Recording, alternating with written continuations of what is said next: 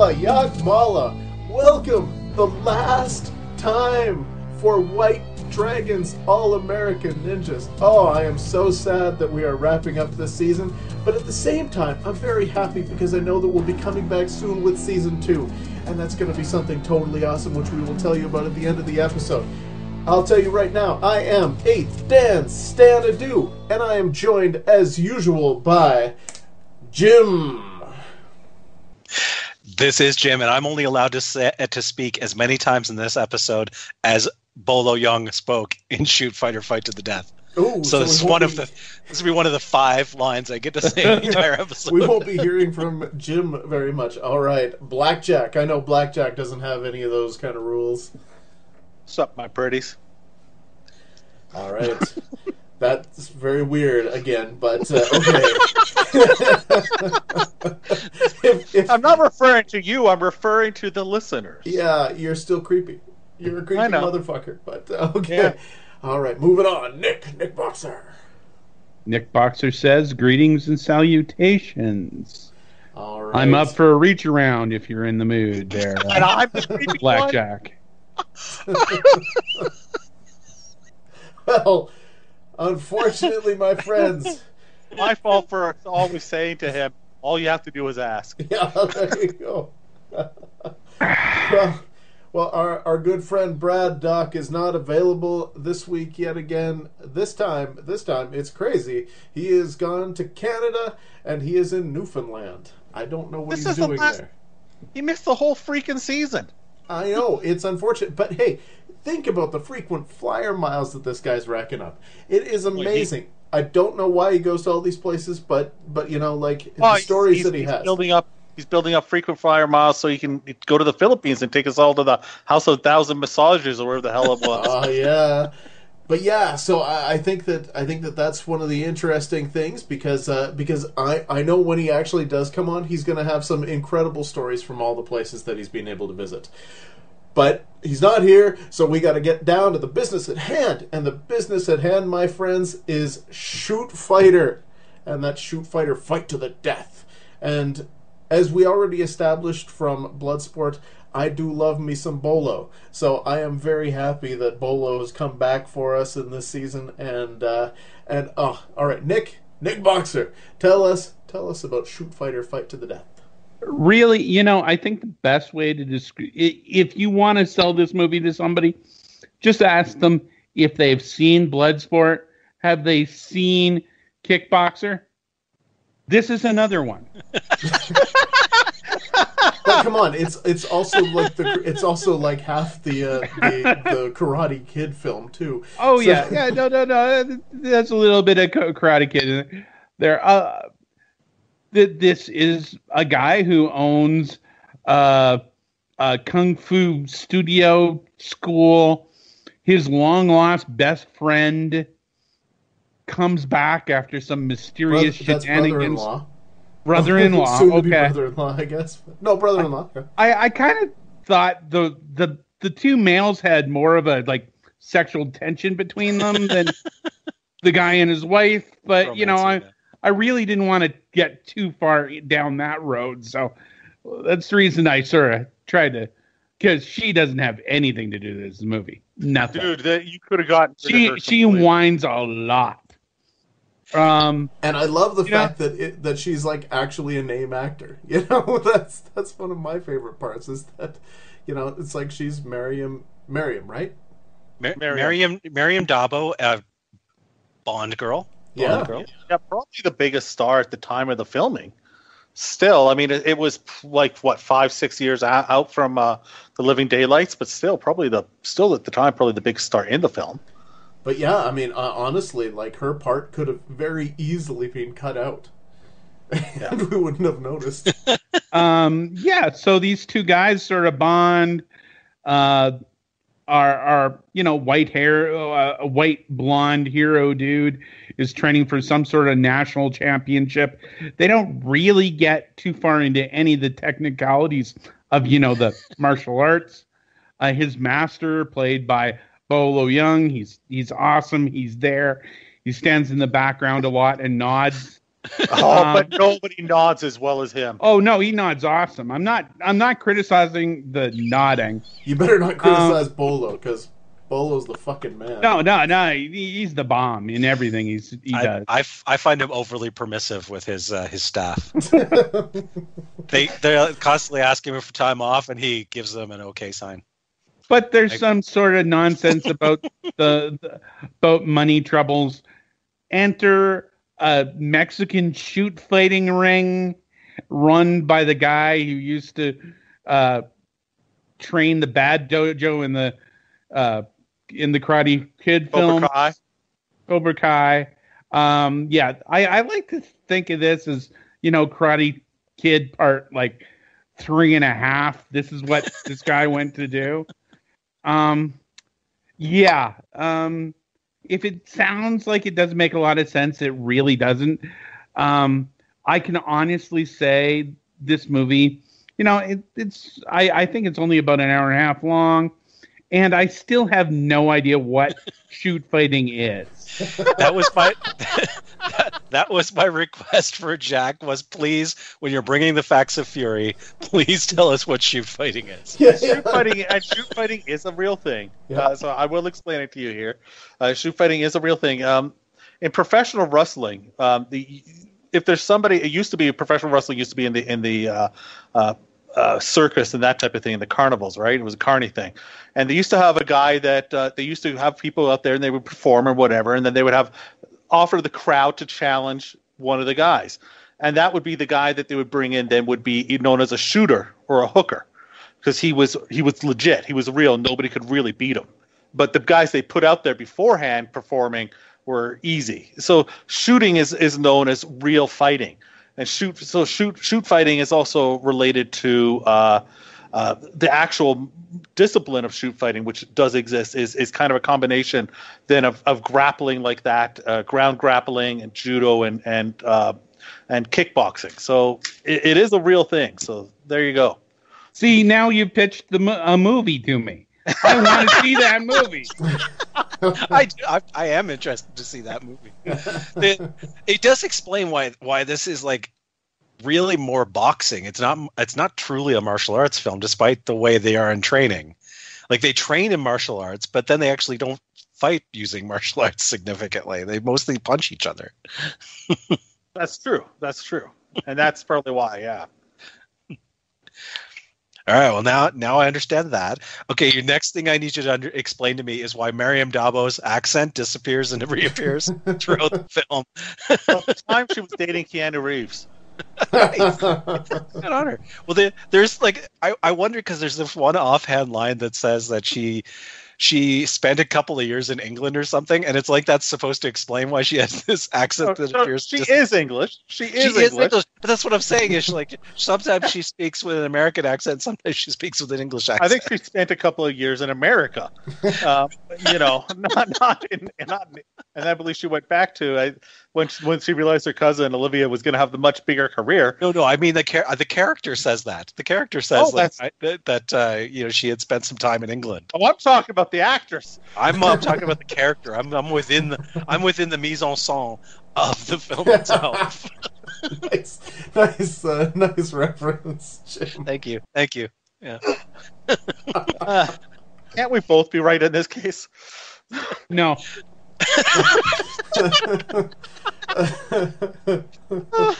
So underground shoot fighting in Tijuana.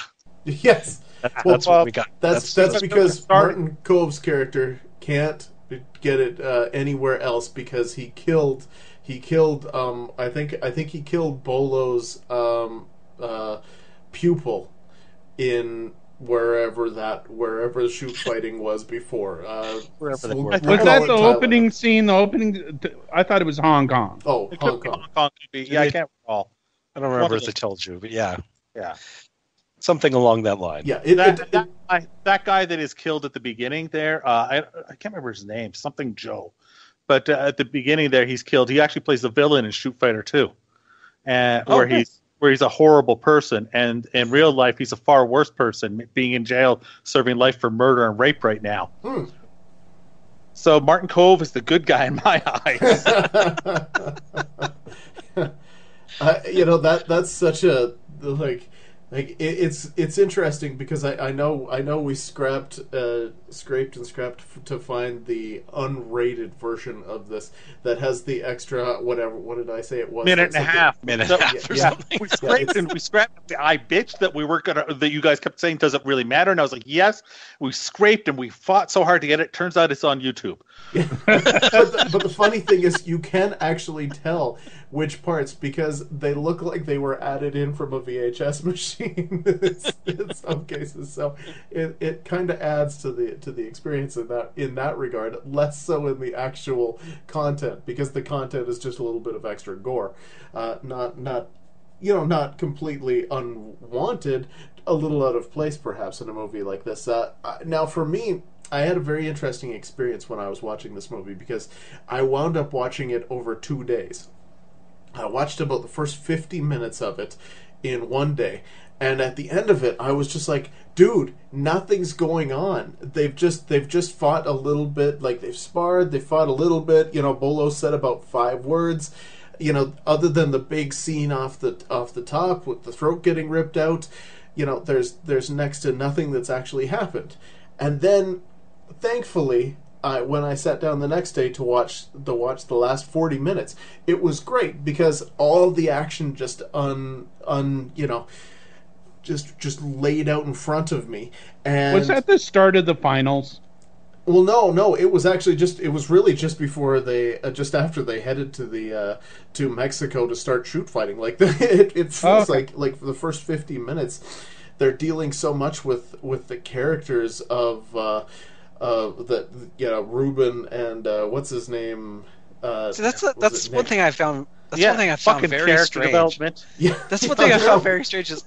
But a lot of this movie is shot and edited like an after-school special. Oh yeah, it's very. Everyone's about to learn an important lesson.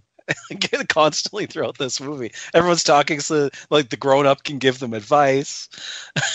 Everything in this movie I found overcomplicated. It's like they wanted to make a generic martial arts film, and then just sort of said, "Oh, and let's add a second guy to like be in it as like dual stars." Or let's add a subplot where they're in debt to the mafia. When all you really had to do is go to Mexico and start shoot fighting. Well, there is so much extra just crap in this movie. Well, one of the things that I found really weird was, to kind of expand on your point there, was that you had these things that were occurring that were part of this really great, great, I'll use that term loosely, but the storyline that wasn't actually explained very well. Like, there's this part, especially in the second half, where William Zabka's character, Ruben, he just starts getting really mean, and he's like, I don't need anybody to protect me. He gets in a fight, and then he says to Ponytail guy, his brother-in-law, Ponytail guy, he says to him, hey, that's the first actual real fight I've ever been in. So far, it's just been, practice and competition. And it turns out he likes it. Oh, it flips a switch in him. He likes the fight. and he flips off the deep end. And by the end, you feel like they're trying to explain this as having a reason of like, oh, well, brother-in-law always got all the attention. And William Zabka, Ruben, never got all the attention. So he's extremely violent and wants to murder people now. Now he's training now, without the and he doesn't need Bolo anymore, and he's but great stuff. But the real one that got me, and it's essentially the basis of the entire movie, is what the hell Martin Kove's character had against Bolo's character. Because they only explain it in like a 20-second flashback right about 3/4 of the way through the movie, and it's still you're talking about the arm thing. Yeah. That Martin Cole's character, the bad guy, that he injured his arm, which he still is. But the funniest part about that, here's a facts of fury, is that wasn't in the script. They had to write that into the script because Martin Kove had an accident with a helicopter. Yeah, I believe it was a helicopter, some sort of motorboat accident or helicopter accident where a blade hit his arm, and rather than go out of the movie, they just had to figure out a way to write it in, and that's why they did that. So without that, imagine how little. Like it'd be like, oh, I hate that guy. Why do you hate that guy, boss? Oh, because he's got bigger boobs than I do. But I mean, it's like, I don't know, why the hell do you hate him? So you're talking about the scene where so the kind of turning point was to get the fight in the bar, right? Is that like the first real fight he's been in? Yes. So they get in this fight in the bar, and like it's like a Coward of the County kind of scene where they're in a bar playing pool, and then these big rough and tumble guys come in and start making comments about the guy's wife, and he's gonna leave, and then they decide they're gonna fight it out after all, because they make a homosexual reference, and you can't have that. So, yeah. It's one thing to talk about raping my wife, but if you're gonna imply that might be gay, me, yeah, God, I love the 80s. If you're gonna imply that I'm gay, then it's time to throw down.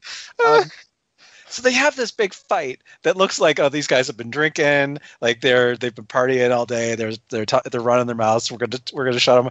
And then they walk outside, and it's the middle of the afternoon. I know, right, sunny day. Yes, because they've been hanging out all day and drinking. It can't have been that late, that early. They were late for dinner. That's what I wrote that down. So they get home. Okay, so they have this fight that lasts like 2 minutes, and then they drive home, and then she's mad because they've missed their party, and they said, we ran into trouble. I'm like, what trouble? You were not leaving that bar when you were still playing. Not only that, but it took you maybe 36 seconds to beat them up. We wouldn't have been late if it wasn't for that 36 seconds. They had stopped playing pool when this fight broke out too. Like they weren't leaving. They were hanging around. So I don't like they use that. They really disappointed Marion Dabo, and I think that she deserved better. I got a real question about because it leads into that. Now, this other character is in this, the Jill character, and oh gosh, she's amazing.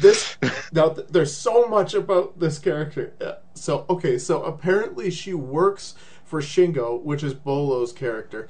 I'm not completely sure what really she does for him, but he also owns a restaurant. Is that like? I thought it was just a different restaurant. I didn't think he owned it. It's his mother's, I think, restaurant. But she works there. But she does work there. But she asked Bolo for time off. The actress looks like she's some sort of Latin heritage, but I'm 99% sure the character is supposed to be Asian. Asian, yes. But I was amazed because, like, okay, so when they first introduce her, she's Miriam DeBoe's friend, and it's just like, hey, I want to introduce you to my brother, and of course the sparks fly. Well, the sparks don't actually fly because this girl, besides the fact that she's she's like a stump. I mean, she doesn't do much. She could very well be the worst actor I have ever seen, and she's still acting. Yeah. I actually thought, I believe she was warm for his form. Of course, I also thought that the brother dude was Tommy from the Power Rangers for the entire movie. So. Well, that would have been cool. But no, like the second that I saw this thing, and I'm like, huh? What? Why are you introducing this person? And then it's just like, oh well, he's really sexy, and then they just fall in love, and it's just, wow, that is the least convincing love connection I have ever watched in a movie. Like I say, period. she's still working. She was in a film called Notice just 2 years ago. Wow. That was nominated for a bunch of some awards, or it was a short film nominated for awards and across Europe. So believe it or not, the worst actress we ever seen is could have been perhaps the most successful. She's one of the only ones still working, out of the whole lot Well, of yeah, them. because I had more trouble. If it wasn't for the Cobra Kai like short like webisodes now. Yeah. He's incredibly successful now. Yeah, William Zabka, having been kind of brought back through How I Met Your Mother, a running joke on How I Met Your Mother. Well, and also, where all that came from. What is it called? We Are Kings, I think, is the music video "Sweep the Leg." Johnny, yeah, that one as well. Even before How I Met Your Mother, that I think that's what brought him back on the radar, and he directed the video for that, which is great. If you haven't seen it, it opens with all the people from Karate Kid, all the Cobra Kai members in a trailer park watching the movie over and over again, repeating their lines. Like this is the highlight of their lives. He directed the video, and it's him there, and it's awesome, and it's a good song. Nice. You know, there's so much character development which is so weird. Let's talk a little bit about the actual shoot fighting. In the Mexico, like there's some great moments, you know, where it's just like what do you mean? Like shoot fighting, you have to kill somebody? What? But that's it. In the first rounds, you can leave, like you fight and you get some money. But if you go on to kind of the further into the thing, you can't leave. Once you're in, and the fights become to the death. It becomes like a big competition. Yeah, that's like a specific competition. They really punctuate it by, putting a guy in the snake in the first round. That wasn't that was an exhibition fight. That wasn't part of it. That was two former champions. That's right. Did you even watch the movie? I have asked this question before. I've asked this question in American Ninja. I'm going to ask this question in Shoot Fighter. Is fighting to the death a sustainable business model?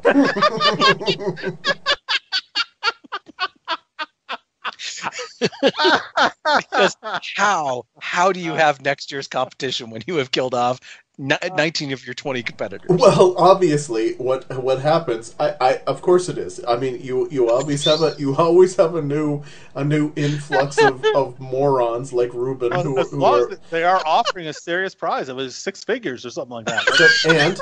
And okay, so then always every time you're going to have your previous year's champion and then the winner of the two champions matchup. Yeah. So those two guys can fight in the pre-match. One of those is going to die, but then and the cycle just keeps replicating itself. So yes, obviously, I mean, you can just keep going forever. I believe the cycle keeps replicating itself is the most accurate thing you just said. This is, again.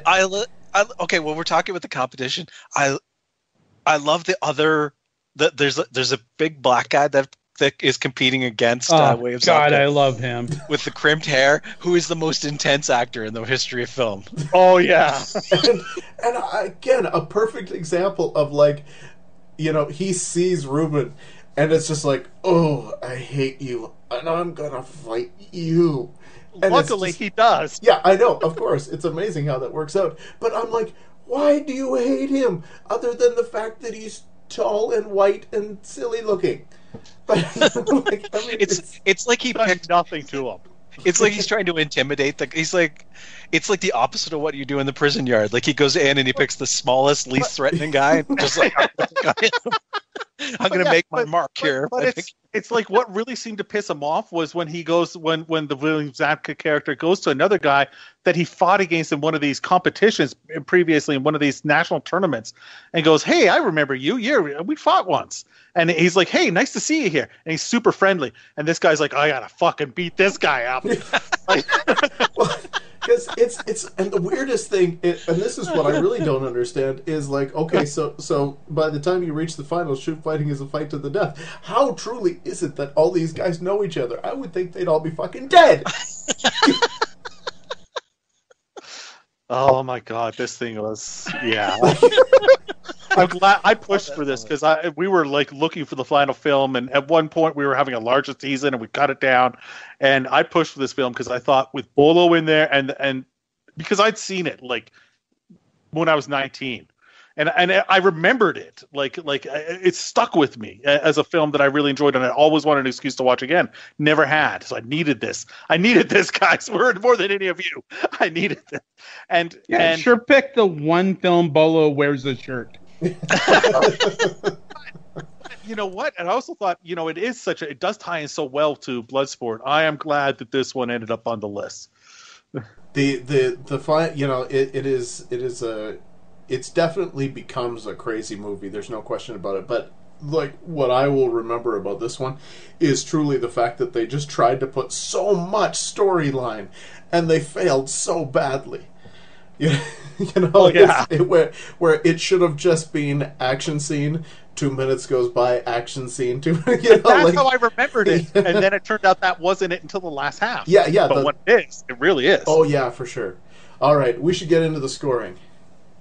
Absolutely, we should.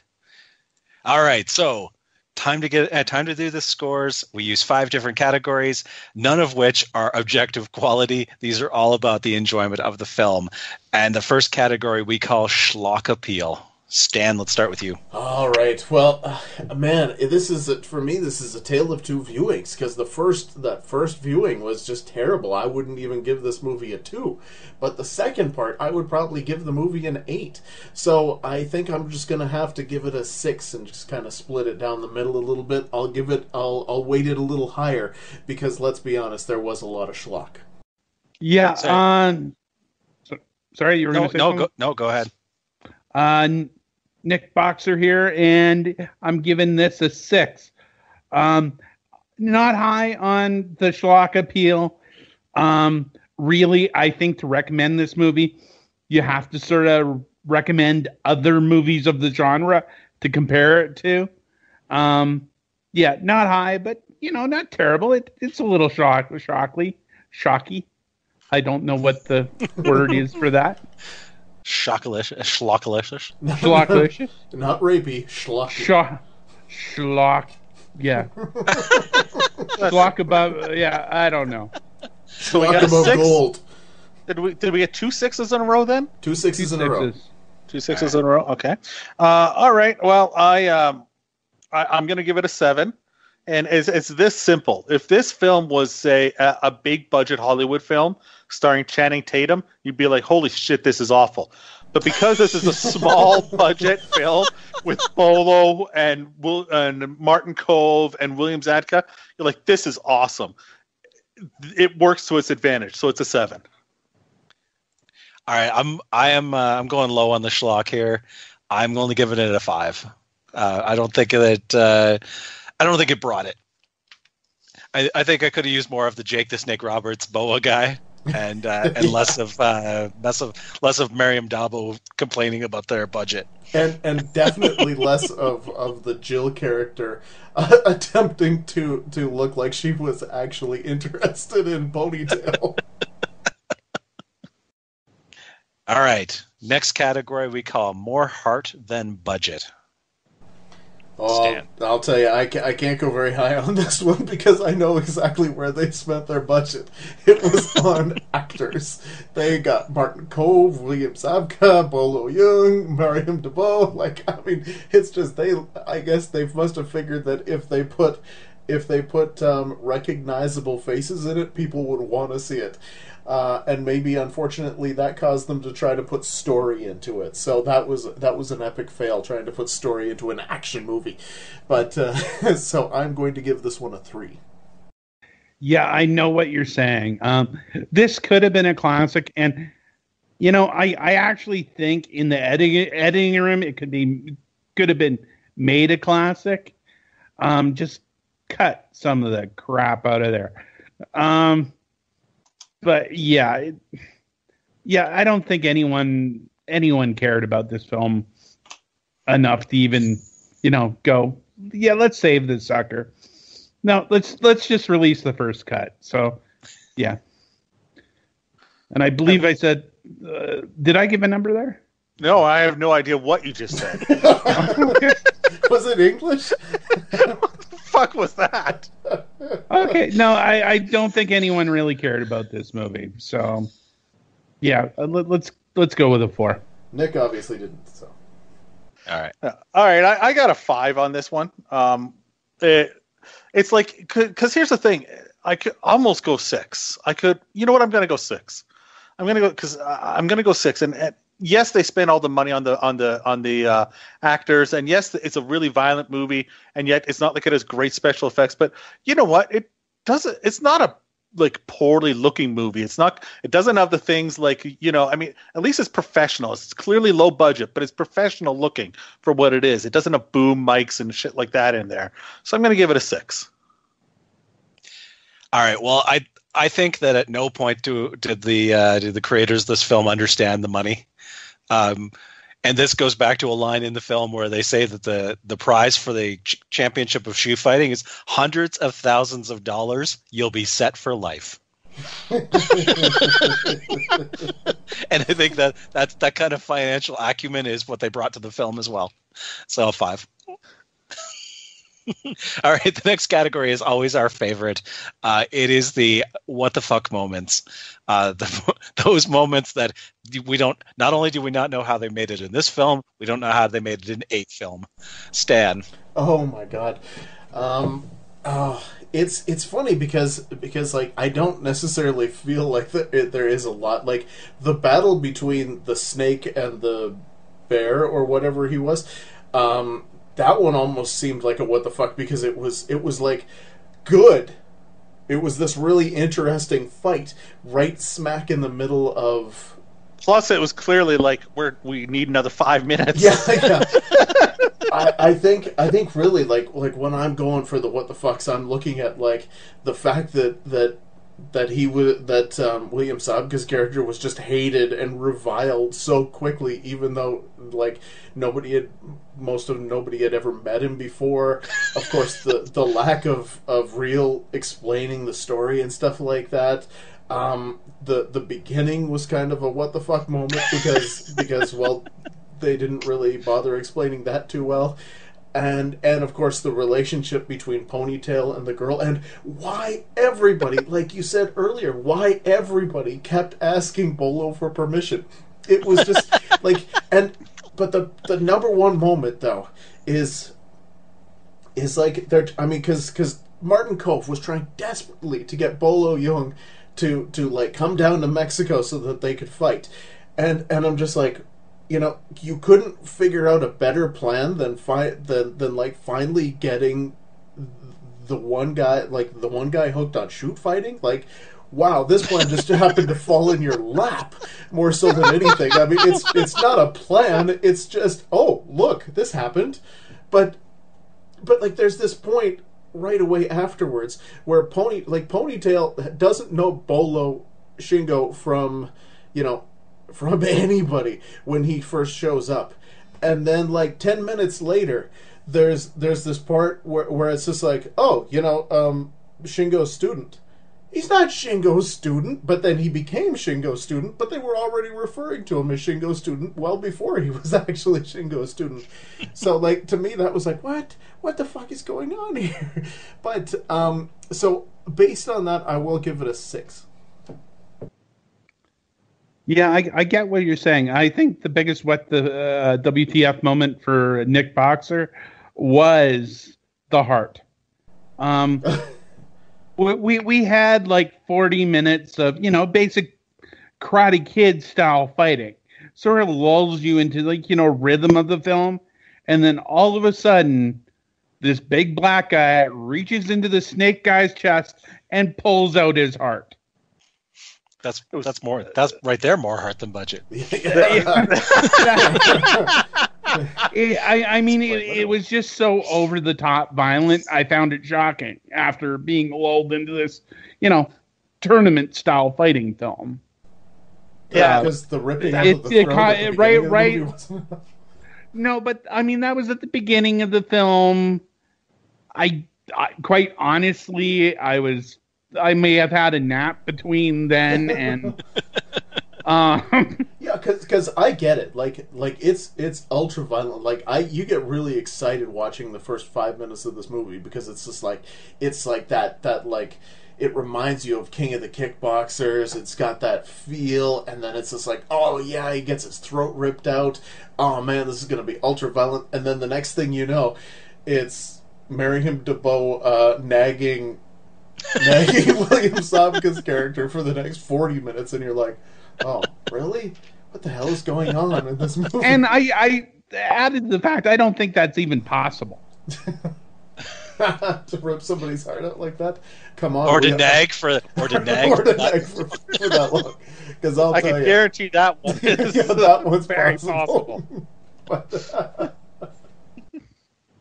Yes. Did you score it? Sorry, I did not give a number. Yeah, not that high on this list, but yeah, let's go with a 4. Yeah, I don't think it's a super strong category. It has them, but it's like here's the thing. The WTF moments and probably the last category that we'll get to at the end as well. Both of these, I think, early compared to some of our early films would have scored higher, but the bar was raised by Ninja 3 and by Raw Force as far as WTFs. So I'm only going to give this a 4 because yeah, they're there, but most of it is it's not that thing where it's like, hey, we just had this idea and we threw this in. It's just stuff that happens from a poor script of like, of hey, he doesn't know Bolo. Hey, all of a sudden he's a student. Hey, let's have a training season or montage for 10 minutes. Hey, let's he's a super nice guy who loves kids. Hey, he beats up everybody he sees. Like it's that stuff. Like it's there, but it's more of a poorly written script thing. So I think, what did I give it? Did I say 4? You said 4. Or 5. See, yeah, I think 4 is about accurate. The reason that I gave it a 6 is because of that, but is because I was looking at it from, especially after talking about it, I was looking at it from within the context of the movie, because there's so much that they try to lay out, and then there's so many things within the movie that contradict what they laid out. So I enjoyed that part, maybe more so than the rest of it. All right. Well, I didn't have a lot of WF moments written down. The boa constrictor guy was one that I had noted, but I'm so glad that no one has brought this up, because often by the time it gets to me, all the good WTF stuff is used up, and there's one that no one has caught to. Maybe some of you even missed. I watched this with my wife Lacey. She recognized him before I did. What's her full name again? Lacey Underall. Bob Schott, who played the character we did not understand in Gymkata, who starts killing everyone else in the Gymkata competition in the big obstacle course. So Bob Schott is in this film credited only as bodyguard. Oh yes, with big old man boobs. Wearing a mesh shirt with a jacket over it. You're right. I completely forgot about that. And they refer to him as a gorilla, right, or something like that. Something like that. He's just in the credits as bodyguard. He's like 3/4 of the way down the line. And they set it up so you're sure that he's going to be somebody they're going to have to go through, like Bolo's going to have to go through or something, because he kills some guy in the locker room very violently. Yeah. Yep. That's and then big scene. No payoff whatsoever. It's like the last like 20-30 minutes of the movie. He's not even in it. Like he's not even, like it's every other bodyguard, not him. Yes, I was so happy to see him. I was very excited when his mesh shirt showed up. Because what was he wearing? Like a mesh shirt and like a pink suit or something like that. Like a suit. Yeah, he's got like a jacket and he's got a jacket and khakis or something like. And the hair. The hair. And he looks like blonde, I know there's years between them, but he looks like he walked off of Gymkata right onto the set of Shootfighter. Oh man, so how amazing. The hell did I miss Thorg? I mean, I saw him; he was there. I didn't. I like I said, Lacey saw it before I did. Watched only a couple of these. I recognized him, but between watching and this recording this show, I did forget that he was there. I am so glad you brought that up. All right. Well, let's roll this around to memorable moments. These are the moments that will stay with you through that will echo through the mists of time. Well, obviously, it's not the fact that Bob Shaw is in it because I forgot. And it's too bad because I really like that part. But I guess that's the funny thing is that this is a movie that I really feel like in 6 months I am not going to remember a goddamn thing. I'm going to have this vague recollection of like, that movie, I think it was kind of stupid, but no, I don't remember, and I could watch it again and be like, oh, nope, still don't remember. So I'm not going to go very high. I think I'm just going to go with a 2. All right. Nick Boxer's memory might be failing because I'm giving this one a 0. I watched. What? I watched this. I watched this film 6 days ago. I enjoyed it thoroughly. Getting ready to record with you guys today, I realized to do the plot summary, I had nothing. I could not remember a single moment of this film. And this film has a guy's heart being ripped out by another fighter. I had to rewatch the film today to remember basically anything that happened, and I'd only seen it 6 days ago. That's how unmemorable this film is. And I enjoyed it. That says so much. Nick, if this happens in more than one movie, please seek medical attention. It was just, no, I could not remember a thing that happened. I totally understand. I had watched this maybe 2 weeks ago, and I had to review, and I'm like, oh, this is what happens in this movie. That's right. I'm looking at my notes. I'm like, I don't remember what any of this means.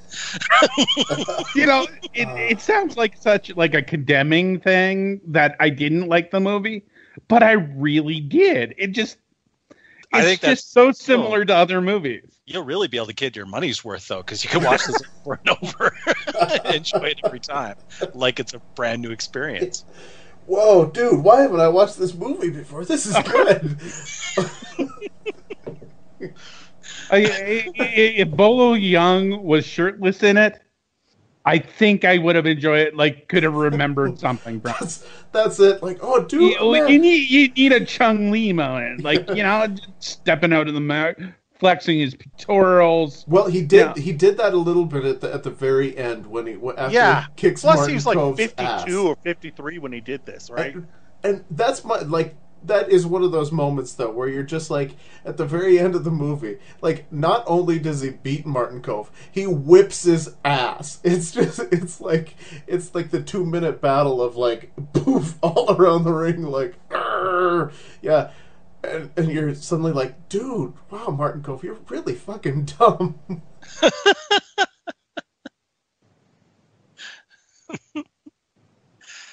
Awesome. Right, Jack. who's next? Jack, memorable moments. I'm steamed over here. Did I steam your clams? Jack, are you doing this because you remember watching it earlier, and that's why like this is scoring higher for you? Because you actually can remember it? Well, that's exactly it. Like, I saw this when I was 19.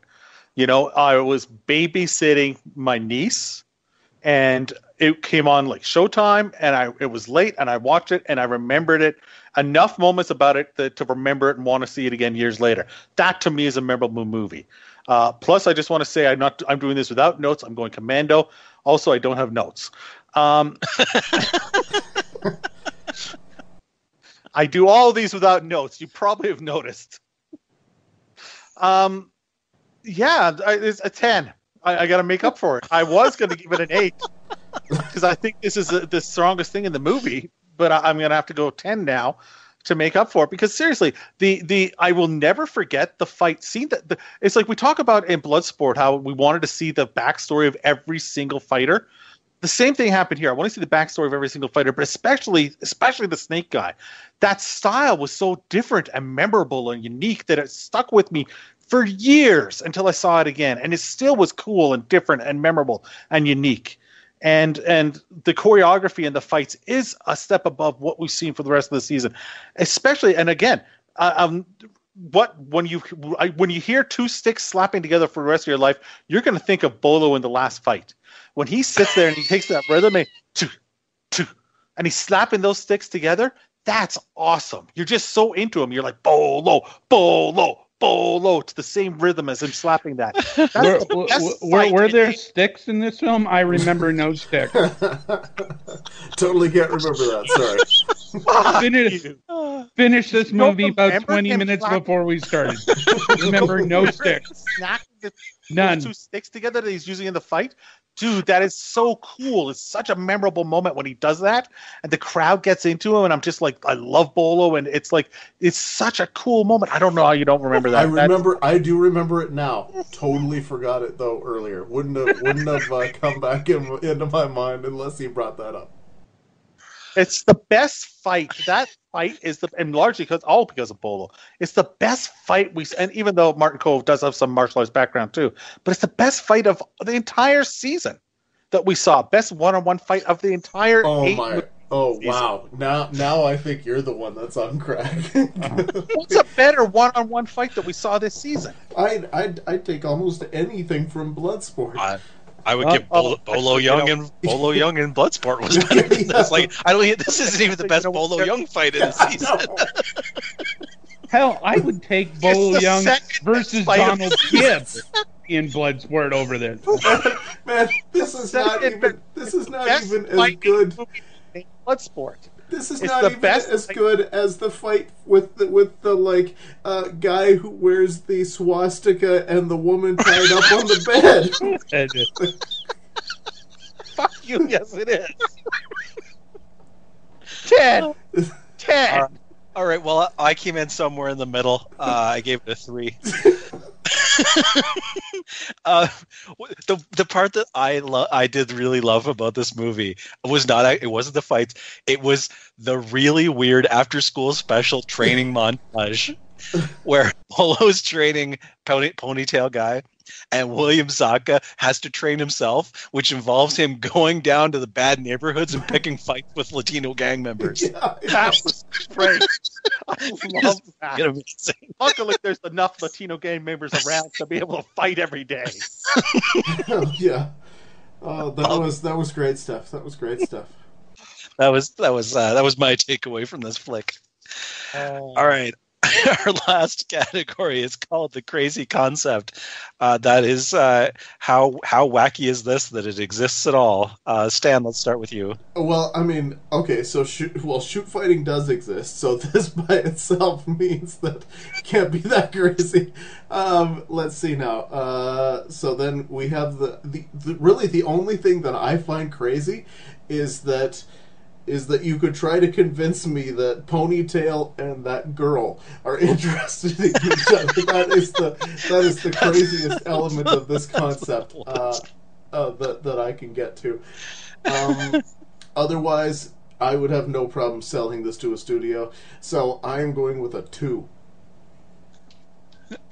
And besides, the fact is, I'll forget the movie in 6 months. It's Chinese food. It's the Chinese food of movies. We will forget. We will watch it and forget it 6 minutes later. I hate all three of you. Nick, give us a number. Yeah, Nick is giving it a 2 for obvious reasons. They just went into the financer's office. They made money with Bloodsport. We got the guy from the Critter Kid. Go.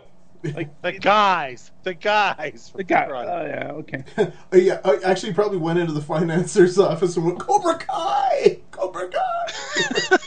and it was just like, really? We're gonna put that magic team from Karate Kid back together. Yes. Mr. Miyagi and Daniel? No. All right. Well, once again, this is a category that would have scored higher earlier than it does now because the bar has been raised. But yes, it is only getting a 4. But it's mainly getting a 4 because here's what's the crazy concept, and that's the Bolo Young is a good guy. Because Bolo Young was never a good guy. I don't know that he was ever a good guy until this film. No, that was a crazy concept. Okay, so he was a good guy in one other film before this, but no other American films. Are Chinese guys allowed to be good guys in 80s films. Unless they're like silly stereotype characters that are sidekicks. I'm a little disappointed that the real martial arts hero of this movie is not American, not a white dude. It's really drifted away from the core of this season. That's a 4. It's a 4. All right. I also think that that going into if I went into when I went into this producer's office, I'm like, I got the 2 guys from Karate Kid. No, not those 2. And I've got that, and I've got that guy from Bloodsport. No, not that guy from Bloodsport. And I want to put them all in a movie that's basically Bloodsport. You think the financiers went, could you change up the martial arts? Like, let's call it shoot fighting. They're all like, is that a thing? Sure. I don't think if you were to say, hey, Bloodsport, shoot fighting, they don't sound at all alike. Wait. I know you think you know about shooting fighting. This is underground shoot fighting. Did Martin Cove have a great name for his competition, like Hakuna or something like that? That'd be great. It's the Hakuna Matata. Well, here's the thing. This movie was based on Frank Duke's life just as much as this. And it's exactly as accurate. Yes. All right. So we, as always, we have secret modifiers, and this one does unfortunately fall under one of the secret modifiers. It gets a minus for being over 95 minutes long. But what if it's not what if it's not a rated version? I did check that because it's 100 minutes, and the rated version is like 97.5. Yeah, so it's not. So it does lose a point there, which means just by 1. I'm afraid, Jack, that Shootfighter does come in as the bottom of the heap for this season, having been beaten by 1 point by American Ninja. Oh, thank God! I almost didn't go with a 0. I almost gave it a pity point. Well, then I would have probably gave it an 8. So it would have come in. It is getting a big boost from that the 10 out of 10 for the Jack gave it for being memorable. All right, what movie was it we just this talked was about? So much fun. Seriously, maybe the movie didn't score high, but it was worth doing because this was a blast. It was. This was. Oh man, it was a great wrap up for our White Dragons All-American Ninja season. I am so happy that we were able to. I'm so happy that we decided to do this show because I have had just so much fun sitting down and watching all these ridiculous movies and seeing all the stuff. I'm sure that at the end I will probably have a scene from every movie, well, maybe except Shootfighter, in a movie, in like one single movie running through my head. Okay, so let's talk about season 2, because season 2 is going to come up real soon. And you're giving it away because we're going to talk about boobies now. But no, this season season 2 is called Nerds, Jocks, and Preppies. And so I think you might know where it's going. It's going to be a lot of those 80s sex romp comedies that every boy wanted to watch when they were 14 years old. And we are going to start out with perhaps one of the kings of the genre, Revenge of the Nerds. So I am looking forward to getting some nerd action going next time I would say we see each other, but that's probably wrong. Next time you hear our voices, we will be talking about nerds, not ninjas. But what a great fun time. Jim, why don't you tell people where to find us on the internet? We are on Instagram at Kung Fu Electric Boogaloo, and as we continue our ongoing search for the ultimate B movie, and we're moving into a new genre, please hashtag Kung Fu Electric Boogaloo and tell us your B movies, and we will get to them within the next decade or so. And thanks to those guys at that the website we're going to be on that hosting us. What is it called again? WeTalkPodcast.com. Thanks to the We Talk Pod. I'm sorry, I should have known that. I guess they're going to support it too. They'll probably tweet it out and shit like that. I hope. And if you like what we're doing, please review us on iTunes. That'll really help boost the show. And hit the subscribe button. And we're hoping to put this out in a couple other places as well, so that we can really spread the love of these flicks. Tell me you have more. If you have 1/10 the fun we have, it's probably the best podcast you're listening to. Because I'll tell you, we are having so much fun, and I never want this to stop, because we have so much trouble deciding on which movies are going to be in the season. We got like 50 seasons mapped out, but God damn it, we can't tell which movies are going to be in them, because they all need to be in them. So we know other people that make their living off a podcast like this, that's not as much fun as this. So this needs to be our full-time gig. So what we need you to do is send me a lot of money, not the other guy. All right. Well, does anybody have anything else they'd like to add before we wrap up season 1? Have you guys ever seen Shootfighter? I hate you guys so much. All right.